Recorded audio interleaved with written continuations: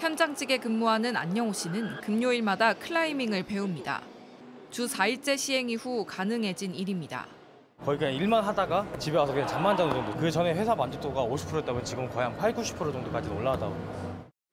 이곳은 자동문을 만드는 중소기업입니다. 금요일 오전이지만 이 사무실은 텅 비어 있습니다. 주 4일째 시행으로 아무도 출근하지 않은 겁니다. 주 4일째가 자리 잡기까진 시행착오도 많았습니다.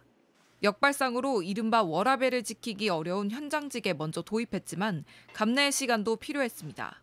제조업에서는 근무 시간이 줄면 당연히 생산량은 줄 수밖에 없죠. 회사 전반적인 업무에 클라우드를 도입을 해서 업무 효율이 상당히 좋아졌다고 볼 수 있고.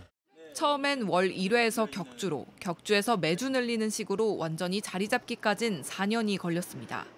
그동안 대면 보고나 불필요한 정기 회의도 사라졌습니다. 업무 효율이 좋아지자 회사가 성장했고 전체 직원 수는 20% 늘었습니다. 주 4일 근무 입소문이 나면서 과거 3대 1이었던 입사 경쟁률은 지난해 100대 1로 뛰었습니다. 다만 이런 선순환을 만들 수 있는 중소기업이 현실에 많지 않다는 건 한계입니다.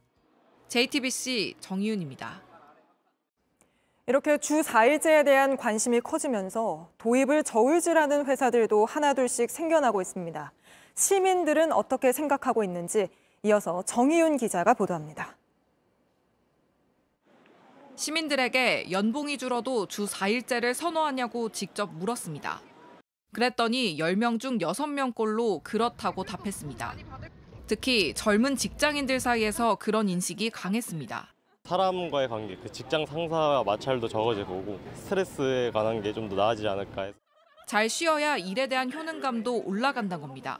어찌됐든 삶이 좀 지탱이 돼야지 업무에도 영향이 끼치는 거니까 MG를 떠나서 업무적인 효율성도 오를 것 같고. 반면 경제적인 보상이 더 중요하다고 답한 20대도 있습니다. 물가가 요즘 너무 비싸다 보니까 그냥 일을 조금 더 해서 돈을 받는 게 요즘은 좀 최우선이지 않나 싶어서.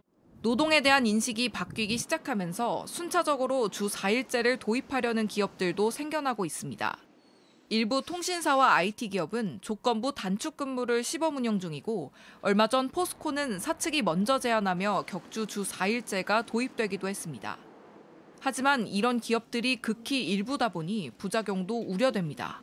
빨리빨리 도입을 한 업종 쪽에 아무래도 선호도가 높아질 가능성이 있고 그렇지 않을 경우는 좋은 인력을 우리가 채용에 어려움이 생길 수밖에 없기 때문에 대중소기업 간의 격차가 더 벌어지겠죠.